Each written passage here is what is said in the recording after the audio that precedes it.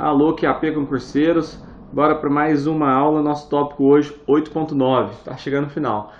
Depois desse vão ficar faltando apenas dois, 8.10 e o 8.3, né? Então, nesses próximos dias aí eu já vou gravar direto o 8.10, né? A gente já vai matar. Hoje a gente mata o livro do Barata e depois esses dois tópicos que vão ficar faltando do livro do Molina. Vamos direto sem perder tempo então, começar. 8.9 ele fala sobre, deixa eu retirar daqui, né? O 8.9 ele fala sobre cárcere e marginalidade social, as características constantes do modelo carcerário nas sociedades capitalistas contemporâneas. Mais uma vez, gente, buscando um pouco do que a gente comentou nas aulas passadas, vai vir sim uma crítica em relação à sociedade capitalista e agora essa crítica relacionando com o cárcere, com as prisões, com a restrição de liberdade dos indivíduos. Vamos começar debatendo cada subtópico, são divididos em 5 subtópicos e a gente vai tentando tirar a ideia principal do texto.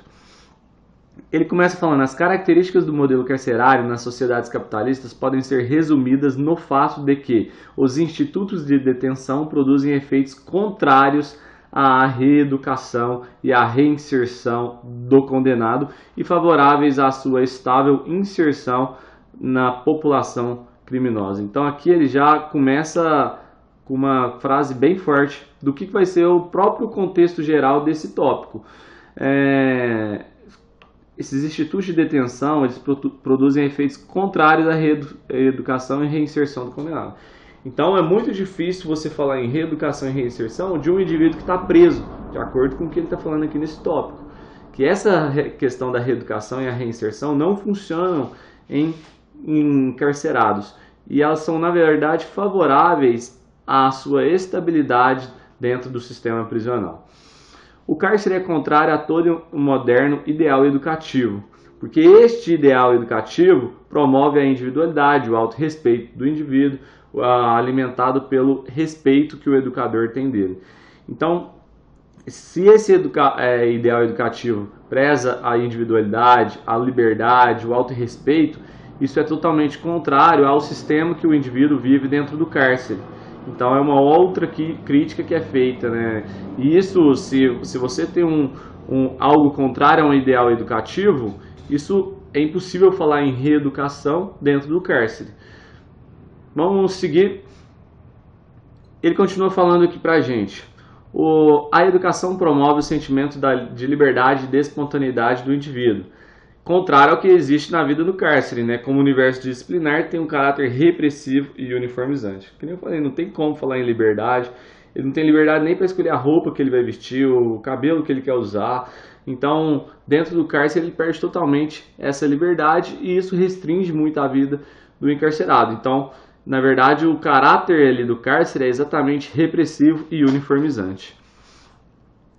Ou seja, submeter todos os encarcerados ali às mesmas condições de alimentação, às mesmas roupas, os mesmos horários de banho de sol, por exemplo, enfim.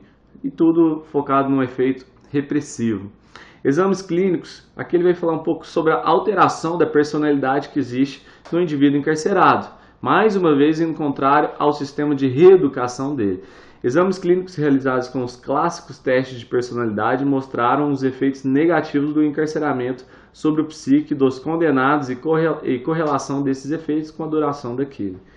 A conclusão a que chegam esses estudos deste gênero é que a possibilidade de transformar um delinquente antissocial violento em um indivíduo adaptável mediante uma longa pena carcerária não parece existir.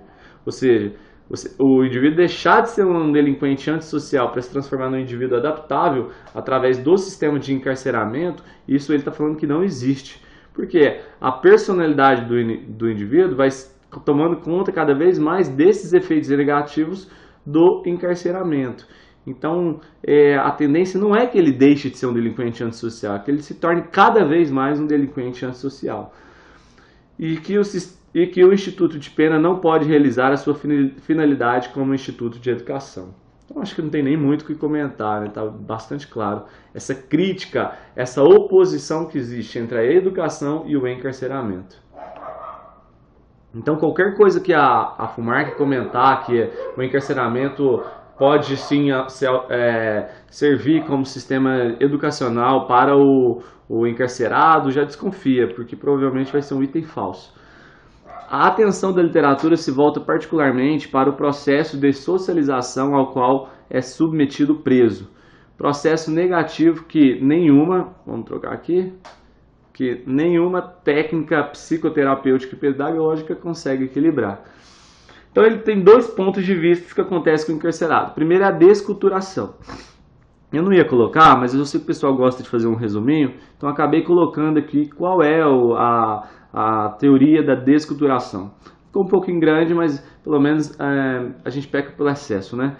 Desadaptação às condições necessárias para a vida em liberdade, diminuição da força de vontade, perda do senso de autorresponsabilidade do ponto de vista econômico e social, redução do senso da realidade do mundo externo e a formação de uma imagem ilusória deste, o distanciamento progressivo dos valores e dos modelos de comportamento próprios da sociedade moderna.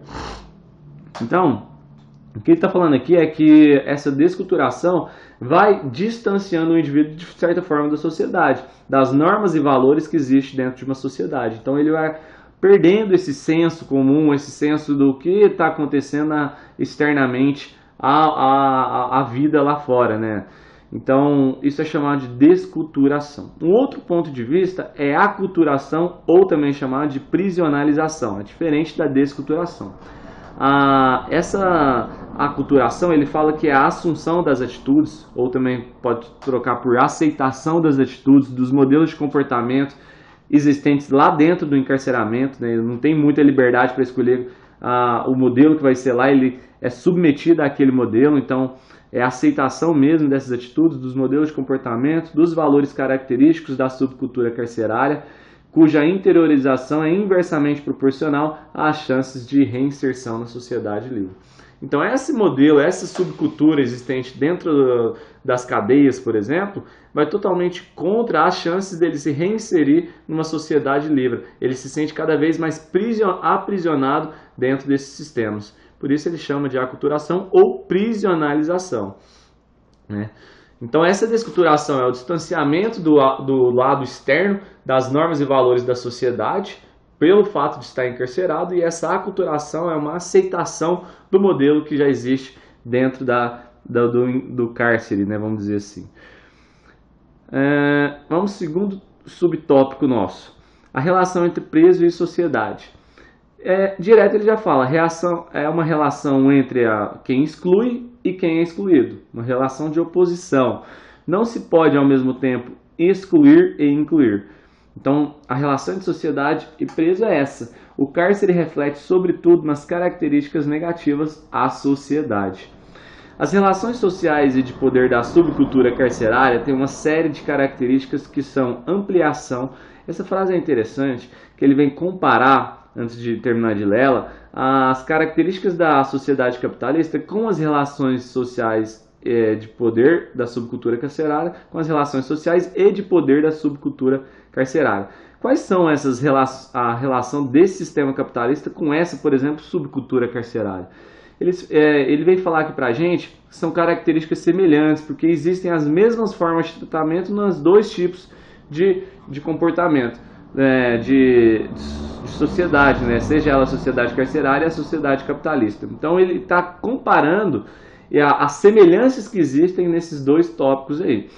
Então olha só, vamos começar novamente. As relações sociais e de poder da subcultura carcerária têm uma série de características que são ampliação de forma menos mistificada e mais pura das características típicas da sociedade capitalista. São relações sociais baseadas no egoísmo e na violência ilegal, em que os indivíduos mais débeis são constrangidos a papéis de submissão e de exploração. Então, é como se fosse essas relações sociais e de poder da subcultura carcerária uma ampliação dessa sociedade capitalista, com essas mesmas características de reações sociais baseadas em egoísmo, violência e exploração, vamos dizer assim. Uma verdadeira reeducação deveria começar pela sociedade, antes que pelo condenado. Antes de querer modificar os excluídos, é preciso modificar a sociedade excludente, atingindo assim a raiz do mecanismo da exclusão. Muita gente pode estar se perguntando, professor, mas isso não é a frase do Marx, o marxismo, que vem criticar exatamente o capitalismo? Tudo isso não gira em cima do marxismo? Sim, é isso. Alguns autores até dão o nome nisso de neomarxismo. O que é o neomarxismo? Seria algumas novas teorias que foram surgindo com base no marxismo. Então, vocês vão ver muitas coisas semelhantes, sim, à teoria crítica, né, que é a teoria criada pelo marxismo, que critica principalmente o sistema político e econômico.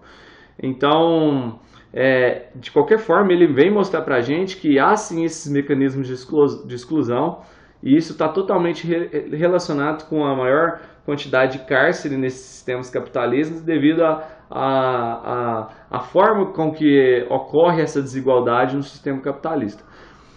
Beleza? Então, existem algumas técnicas, por exemplo, pedagógicas de reinserção do detido que choca contra a natureza mesma dessa relação de exclusão. Então, não adianta pensar nessa reeducação em uma sociedade capitalista que gera cada vez mais uma desigualdade, que gera cada vez mais uma separação de classe, exclui os menos abastados, os de menores condições financeiras, e acabam sanando, escondendo, né, deixando fora do sistema punitivo os de mais alta classe. Seria uma crítica que ele faz aí no livro dele. Pós-pena. A sociedade punitiva dispensa cuidado ao encarcerado depois do fim da detenção. Poderia ser interpretado como a vontade de perpetuar com assistência aquele estigma que a pena tornou indelével no indivíduo. Indelével é qualquer estigma que não pode mais ser apagado. É algo que não pode ser mais apagado. Então, essa pós-pena, o indivíduo que passou por um encarceramento, a própria sociedade vai excluir o indivíduo quando ele sair da pena dele. Então, como é que você fala de uma ressocialização que você não aceita um indivíduo punitivo, você não dá oportunidades, você não tem... ele acaba sendo vitimizado de certa forma, porque as pessoas vão olhar para ele como sempre sendo um criminoso, de forma geral. Então, é muito difícil falar em ressocialização, reeducação, né, nesse momento. Então é isso que ele faz a crítica que a sociedade é a própria punitiva, e ela dispensa esse cuidado ao encarcerado depois do fim da detenção. Poderia ser interpretado como a vontade que a sociedade tem de perpetuar com assistência aquele estigma que a pena tornou indelével do indivíduo. Então, a pena em si já marcou negativamente aquele indivíduo. E aí sim, quando esse indivíduo sai do encarceramento, a própria sociedade faz a mesma coisa que a pena tinha feito. Continua marcando negativamente, ele continua sendo aquele ladrão, continua sendo afastado da sociedade. É aquele exemplo que eu dei. Se você é dono de uma empresa e você tem 10 pessoas querendo 2 vagas de emprego, e dessas 10 pessoas você sabe que 4 delas são ex-encarcerados. De forma geral, não estou falando que todas as pessoas são assim, mas de forma geral a sociedade vai olhar com olhos melhor para aqueles que não foram encarcerados. É assim que existe, a sociedade acaba avaliando, né? Então, nesse tópico nosso do edital, a gente vai ver algumas ideias baseadas no Rush, que a gente vai falar mais adiante, e também no Foucault. Primeiro, é só uma antecipação que ele fala no livro, uma hipótese de Foucault. A hipótese de Foucault é a ampliação do universo carcerário para a assistência antes e depois da detenção. É a hipótese dele. De modo que este universo esteja constantemente sob o foco de uma científica observação e que se torne um instrumento de controle e de observação de toda a sociedade. Parece, na realidade, muito próximo da linha de desenvolvimento que o sistema penal tomou na sociedade contemporânea. Então, a forma como é tratado o sistema carcerário hoje é uma crítica de Foucault. A hipótese dele é exatamente fazer com que haja uma ampliação, uma assistência antes e após essa detenção. Tá? Vamos seguir então, a gente vai falar mais de Foucault um pouco mais adiante. Subtópico 3. As leis da reforma penitenciária italiana e alemã. bem rapidinho esse subtópico, algumas ideias que foram avaliadas e foram positivadas dentro da Itália e da Alemanha sobre esse sistema de encarceramento, sobre o sistema carcerário. Trabalho carcerário equiparado em alguns aspectos ao trabalho desenvolvido fora do cárcere pelo assalariado, ou seja, você fazer de forma semelhante, da mesma forma que lá fora o indivíduo está fazendo algum trabalho assalariado, levar isso para dentro do cárcere e ter a mesma forma de tratamento, tentar simular muito como se ele estivesse realizando esse trabalho fora do encarceramento. E em alguns casos, até a abertura à presença externa no cárcere, a maiores contatos entre presos e sociedade externa. Exatamente essa é a ideia para diminuir a polarização que existe entre preso e sociedade, para diminuir esse preconceito, para facilitar o vínculo entre, entre o encarcerado e a sociedade. E isso tem dado um resultado muito positivo nesses países, acabou fazendo parte do sistema de leis. Então ele fala, para julgar a nova legislação carcerária dos dois países ocidentais, é necessário, portanto, não se limitar ao texto da lei, mas examiná-lo a uma luz de uma série de momentos sucessivos nos quais ela vive. Então não deve ser simplesmente limitado ao texto de lei, você tem que fazer uma avaliação mais completa, mais extensa sobre esse aspecto. É levar o indivíduo para o meio externo, tentar aumentar esse contato dele com a sociedade, fazer com que ele realize alguns trabalhos de forma assalariada, para que ele possa se sentir novamente inserido na sociedade. E aí sim começa a ser possível novamente falar em reeducação e ressocialização.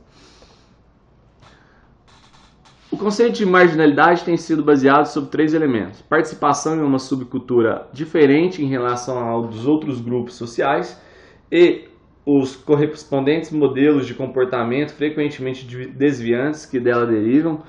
Então esse é um dos conceitos de marginalidade, você fazer essa participação em uma subcultura diferente em relação a dos outros grupos funcionais. Quando você está encarcerado, você já está numa própria subcultura diferente daquele meio social que você antes estava, e aí você acaba, que nem a gente comentou, tendo que seguir aqueles modelos de comportamento que já existem dentro da prisão e que frequentemente são comportamentos desviantes. 2. A definição dominante desta diferença cultural na sociedade é a correspondente reação social em relação ao grupo respectivo. Então é mais uma vez relacionando exatamente essa diferença de cultura entre a sociedade e a reação dessa sociedade em relação aos encarcerados, por exemplo, uma distância muito grande que acaba sendo criada, e isso, em outras palavras, isso é uma forma de preconceito, uma forma de distanciação. A consciência do sujeito da própria posição marginal e a auto-identificação com os papéis correspondentes. É quase um labeling approach isso daqui, né? É quase um etiquetamento, uma rotulação. Por quê? Porque ele acaba se identificando com o papel ali que ele foi inserido, que é o papel de marginal. Se ele está ali dentro da cadeia e a sociedade e as leis acabam julgando ele como sendo marginal, ele acaba se auto-identificando com esses papéis. Então isso é um conceito de marginalidade, de acordo com essa teoria. Conceitos marxianos permitiram à teoria do desenvolvimento instituir uma ligação direta entre o atraso de algumas áreas geográficas e a acumulação nas metrópoles capitalistas, e em sentido mais geral, entre fenômenos de desagregação social e a lógica do sistema capitalista. Resumindo em outras palavras, ele vem dizer que nessas sociedades capitalistas há uma maior desagregação social e esses efeitos de marginalidade são mais facilmente visíveis nessas áreas geográficas onde há sistemas capitalistas. Subtópico 4, nosso penúltimo subtópico. Calma que a gente não vai acabar tão cedo, porque o tópico 5 ele é um pouquinho só maior do que os outros. Perspectiva de Hirsch e Kirchheimer, na verdade. As relações entre mercado de trabalho, sistema punitivo e cárcere. Então, vai fazer uma relação sobre esses 3 sistemas, incluindo agora principalmente o mercado de trabalho.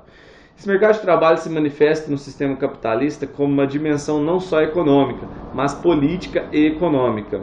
Importante, viu? Lembrar que o mercado de trabalho ele tem uma visão tanto econômica como também política e econômica. E ao mesmo tempo sobre a qual influi o sistema de status e o poder estatal. Através desse mercado de trabalho vão se criando status em cima dos indivíduos. aqueles que têm oportunidade, aqueles que conseguem ter uma mão de obra, aí sim começam a ter um status, e aqueles que são excluídos da sociedade começam a ter um novo status dentro da sociedade. É claro que o processo de exclusão implicado no mercado de trabalho representa um terreno de cultura para a marginalização criminal. É o que a gente acabou de comentar. Se esse indivíduo não tem acesso ao mercado de trabalho, ele vai ficar dentro do status da sociedade que vai julgar ele como um vagabundo, como um parasitismo, como um indivíduo de malvivência, como um indivíduo que vive à margem da sociedade, que não tem sucesso. E aí isso é o caminho da marginalização criminal, né? A tentativa de operar uma ressocialização mediante o trabalho não pode, portanto, ter sucesso sem incidir sobre a exigência própria da acumulação capitalista de alimentar periodicamente o saco da exclusão. O nó por desatar é o pleno emprego, que nenhuma experiência capitalista desatou até agora. Então, mais uma vez, esses pensadores, o Rush e o Kirchheimer, eles vêm dizer que exatamente o sistema capitalista não consegue ceder o pleno emprego, ou que seja pelo menos empregos justos, né, à sociedade. E aí, se as pessoas acabam não tendo direito a todos a terem o mesmo emprego, a receberem os salários justos, a trabalhos não forçados, escravos, elas não conseguem então se enquadrar dentro do status que a sociedade deseja que eles se enquadrem. Então eles acabam sendo excluídos. Porque a sociedade capitalista, os mais poderosos tendem a querer dizer que esses trabalhadores devem trabalhar para alimentar os ricos, né? E aí, dessa forma, você não consegue ter um pleno emprego para todos os estratos sociais. A maioria, grande parte das pessoas de estratos sociais mais baixos são excluídos e aí acabam recebendo o status de marginais e acabam seguindo o caminho da marginalização. Gente, de novo, não é uma teoria que eu estou falando, não estou falando nada da minha cabeça, estou só reproduzindo o que está no livro. Então, eu sei que muita gente, putz, mas esse cara é muito maluco, o que ele está falando do socialismo, do capitalismo, não sei o quê. Enfim, não interessa muito o que ele está falando, interessa o que a FUMARC pode cobrar na prova. Então, a gente tem que reproduzir exatamente isso. A nossa visão do socialismo e do capitalismo, ela não interessa para a gente agora. A gente tem que fechar os olhos para isso. Tá bom? Vamos seguir. Bom, para Foucault, o sistema punitivo tem uma função direta e indireta. Primeiro, a função indireta, de acordo com Foucault, é golpear uma ilegalidade visível para encobrir uma oculta. Então, você vai punir uma ilegalidade visível, por exemplo, o indivíduo que causou alguma infração, né, e aí você golpeia essa para encobrir uma outra oculta. O que é encobrir uma outra oculta? Por exemplo, encobrir o fato de um dos causadores da marginalidade é a própria sociedade. Então, você penalizar o indivíduo dá a ideia que você acabou com o problema da criminalidade que você resolveu, mas na verdade acaba encobrindo um outro problema que está oculto, que é a própria sociedade capitalista. Um outro ponto de vista direto, que é alimentar uma zona de marginalizados criminais inseridos em um verdadeiro e próprio mecanismo econômico, indústria do crime e política, utilização de criminosos com fins subversivos e repressivos. Então, o sistema punitivo direto para o Foucault, isso é importante para a prova de vocês, porque eu não duvido nada que a FUMARC pode cobrar Foucault ou Rush da prova de vocês. Alimentar uma zona de marginalizados criminais. Olha a função do sistema punitivo para o Foucault. Inseridos em um verdadeiro e próprio mecanismo econômico, que é a indústria do crime que ele chama. Por causa exatamente da desagregação social que a gente comentou. E política. Utilização de criminosos com fins subversivos e repressivos. Em suma, é impossível enfrentar o problema da marginalização criminal sem incidir na estrutura da sociedade capitalista, que tem necessidade de desempregados, que tem necessidade por motivos ideológicos e econômicos de uma marginalização criminal. Então acho que não tem nem muito o que comentar aqui. Isso a gente acaba falando bastante, mas o livro ele foca muito nisso. Ele vem exatamente criar essa polarização que existe entre a sociedade capitalista e esse processo de marginalização, que cada vez mais tem a necessidade, olha que pesada essa frase, o sistema capitalista tem necessidade de desempregados, né, que tem necessidade por motivos ideológicos e econômicos de uma marginalização criminal. E aí a gente entra no nosso último subtópico. Nesse último subtópico a gente vai falar pelo menos uns 5 slides, acho que são 6 slides desse quinto subtópico. Antes de começar a falar desse quinto subtópico, aqui embaixo eu coloquei o nome dos livros do Hirsch e do Kirchheimer, e também do Foucault, Vigiar e Punir. Se vocês forem pegar a prova de 2008 da FUMARC, ela cobrou esses 2 livros, então cobrou algo muito mais aprofundado. São questões diferentes das questões que vão ser cobradas para vocês. Então não preocupem com aquela prova de 2008, porque o edital deles era diferente do de vocês. Tá? São questões que não vão ser cobradas de vocês, porque lá naquela prova de psicologia de 2008 da FUMARC, ele cobrou exatamente aspectos dos livros do Foucault e do livro do Hirsch na prova. Então, isso não está pedindo na prova de vocês, está pedindo o livro do Barata. E quais são os comentários que tem de Foucault e do Kirsch no livro do Barata, do Hirsch do livro do Barata, só isso. Então a gente tem que ver os pontos de vista deles aqui nesses livros, tá? Então, não fiquem viajando lendo esses 2 livros, que vocês vão perder muito tempo e são livros, assim, bem, vamos dizer assim, bem mais viajados. Às vezes vai gastar um tempo muito maior e que não vai contribuir tanto para vocês. Beleza, então ele fala os êxitos irreversíveis das pesquisas de Hirsch e Foucault, do enfoque ideológico ao político-econômico. Primeira coisa, ele já começa a diferenciar aqui. Antes havia um enfoque ideológico. Com a teoria de Hirsch e também de Foucault, ela passa a ter um enfoque que é também chamado de materialista ou também enfoque político-econômico. Beleza? Do enfoque ideológico passa a chamar de enfoque materialista ou enfoque político-econômico. Vamos colocar o enfoque materialista. A gente vai explicar isso um pouco melhor. Ou político-econômico. Produziu no plano epistemológico resultados irreversíveis. Plano epistemológico nada mais é do que o estudo da natureza do conhecimento. Então é como se fosse o estudo dos conhecimentos em si. Produziu no plano do estudo dos conhecimentos resultados irreversíveis. Duas teses comuns a essas 2 obras. Vamos colocar aqui, não vai dar. Para que se possa definir a realidade do cárcere e interpretar o seu desenvolvimento teórico, é necessário levar em conta a função efetiva cumprida por esta instituição no meio da sociedade. Então, qual é a função do cárcere no meio da sociedade? Então é algo em comum que vem nas 2 obras. É preciso definir a realidade do cárcere, interpretar o seu desenvolvimento teórico, e é necessário levar em conta a função efetiva por esta instituição no seio da sociedade. Um outro ponto, para o fim de individualizar esta função, é preciso levar em conta os tipos determinados de sociedade em que o cárcere apareceu e se desenvolveu como instituição penal.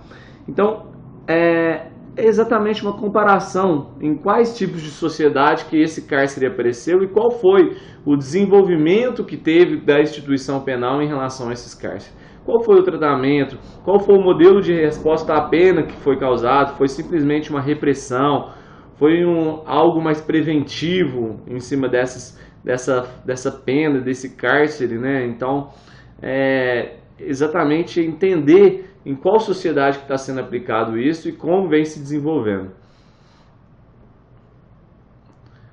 Vamos apagar. Tá.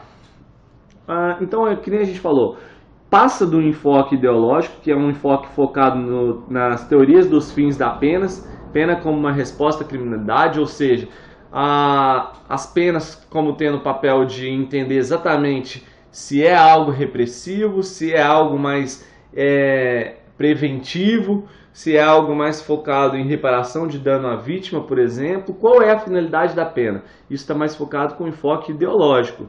Passando para essa parte do conhecimento com a teoria de Hirsch e de Foucault, eles estão mais focados no enfoque materialista ou político-econômico. É uma transição aqui. Hirsch e Kirchheimer, as teorias das penas não chegam a explicar, uma crítica em relação ao enfoque ideológico, as teorias das penas não chegam a explicar a introdução de formas específicas de punição no conjunto da dinâmica social. A tese de Hirsch e Kirchheimer é que na sociedade capitalista o sistema penitenciário depende sobretudo do desenvolvimento do mercado de trabalho. Então, é o mercado de trabalho, por exemplo, que vai criar formas específicas de punição. Então, isso nesse próprio conjunto da dinâmica social. Então, o mercado de trabalho vai determinar as formas de punição que serão utilizadas em cima do indivíduo. E isso é uma crítica que ele faz exatamente em cima das teorias das penas, que não conseguem explicar essa relação do mercado de trabalho e a rotulação que existe, né, a estigmatização em cima do indivíduo que acaba sendo causado pelo mercado de trabalho. Foucault ele exprime no mesmo sentido essa ideia quando sustenta a necessidade de desfazer-se antes de tudo da ilusão de que a pena seja principalmente, se não exclusivamente, um modo de repressão dos delitos. É preciso analisar os sistemas punitivos e estudá-los como fenômenos sociais. Grifa isso daí, onde Foucault fala que é preciso analisar os sistemas punitivos e estudá-los como fenômenos sociais. Então, é uma ilusão pensar que esse sistema, né, esse modo de repressão que vai resolver toda essa questão do encarceramento, que vai resolver o sistema prisional punitivo. Não, ele fala que deve se desfazer-se antes de tudo dessa ilusão, né, que a pena seja principalmente um modo de repressão dos delitos. É preciso avaliar principalmente os fenômenos sociais e a relação com os sistemas punitivos. Então, aqui a gente tem o Kirchheimer, e eles falam que todo sistema de produção tem uma tendência a descobrir e a utilizar sistemas punitivos que correspondem às próprias relações de produção. Então são os próprios modelos de produção que correspondem a esses sistemas punitivos. Olha, isso é bem claro, é um resumo da definição do pensamento do Hirsch e do Kirchheimer. É uma crítica que ele faz fortemente a esse modelo de produção. E é esse modelo de produção que dita o sistema punitivo. A tese é que na sociedade capitalista o sistema penitenciário depende sobretudo do desenvolvimento do mercado de trabalho. À medida que a população carcerária e o emprego desta como mão de obra dependem do aumento ou da diminuição da força de trabalho disponível no mercado e de sua utilização. Então essa relação no mercado de trabalho é fortemente vista em sociedades capitalistas, onde você tem exatamente o emprego desta mão de obra, né, e dessa medida da população carcerária e essa relação com o aumento ou diminuição da força de trabalho disponível no mercado e de sua utilização. Beleza?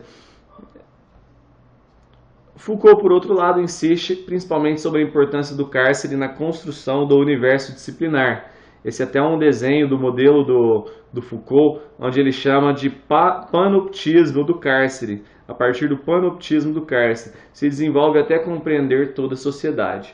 O que é esse panoptismo? É um termo que, na verdade, nem foi por ele utilizado primeiro, foi por Branton, que não vem ao caso aqui para a gente agora, mas o panoptismo é um dos traços característicos da atual sociedade capitalista, através da qual os indivíduos são vigiados, punidos, recompensados e normatizados. Lembrando que essa parte de vigiar e punir é exatamente o título do livro do Foucault. Então ele fala que esse panoptismo é um traço característico da atual sociedade, onde esses indivíduos eles são vigiados, punidos, recompensados e normatizados. Tá? Então é como se tivesse aqui no centro o indivíduo que pudesse estar vendo tudo que está acontecendo aqui em volta. Ele consiga enxergar todos os indivíduos, mas todos os indivíduos não conseguem enxergá-lo aqui no centro. O recente debate demonstrou a fecundidade, a importância, mas também a unilateralidade de ambos estes pontos de vista. Ou seja, do ponto de vista do Foucault e do Hirsch, as suas ideias similares, né? Então, na verdade, esse panoptismo é como um dispositivo de visibilidade e controle social na constituição de uma sociedade disciplinar. Ele resumindo, é uma forma de controle social, tá? Que também é algo defendido pelo Foucault. As contribuições de Hirsch, Kirchheimer e de Foucault são essenciais para a reconstrução científica da história do cárcere e de sua reforma na sociedade capitalista. As funções desta instituição na produção e no controle da classe operária e na criação do universo disciplinar de que a moderna sociedade industrial tem necessidade são elementos indispensáveis a uma epistemologia materialista, a uma economia política da pena. Ele vem resumir basicamente o que a gente falou até agora em outras palavras, né, que essa história do cárcere necessita de uma reforma, necessita de uma reconstrução dentro dessas sociedades capitalistas. Né? Ele veio o tempo todo criticando, então ele vem defender que precisa sim de uma reforma. E ele fala, as funções dessas instituições na produção e no controle da classe operária e na criação do universo disciplinar de que a moderna sociedade industrial tem necessidade são elementos indispensáveis a uma epistemologia materialista, que é um enfoque defendido por esses dois pensadores, esses três pensadores, na verdade, né? A uma economia política de pena. Tanto Hirsch, Kirchheimer e Foucault estão conscientes de que nos países capitalistas mais avançados, na fase final do desenvolvimento por eles descritos, o cárcere não tem mais aquela função real de reeducação e de disciplina. Isso já é um consenso, que possuía em sua origem. Esta função educativa e disciplinar se reduz, portanto, agora à pura ideologia. Por isso vem a crítica ao enfoque ideológico, né? Acreditar que o sistema carcerário tem ainda uma função reeducativa, isso é algo ideológico, é algo puramente ideológico. Dados indicam um aumento das formas de controle diversos de reclusão, como, por exemplo, probation e o livramento condicional. São sistemas utilizados, né? Por exemplo, aqui no Brasil tem, por exemplo, o livramento condicional do processo, suspensão condicional do processo, algumas formas que você consegue evitar o cárcere e tentar alguma outra forma de tratamento diferente da reclusão. O sistema brasileiro de leis, ele tem focado, principalmente algumas décadas para cá, justamente nisso. Você tentar utilizar como último caso o encarceramento. Tentar outras formas, né? Hoje, até mesmo em alguns acordos que existem, quando um infrator ele consegue a reparação do dano à vítima, ele acaba não tendo que pagar a pena mais, vamos dizer assim. Então existem vários sistemas dentro do nosso próprio código que diminui a chance do indivíduo ser recluso.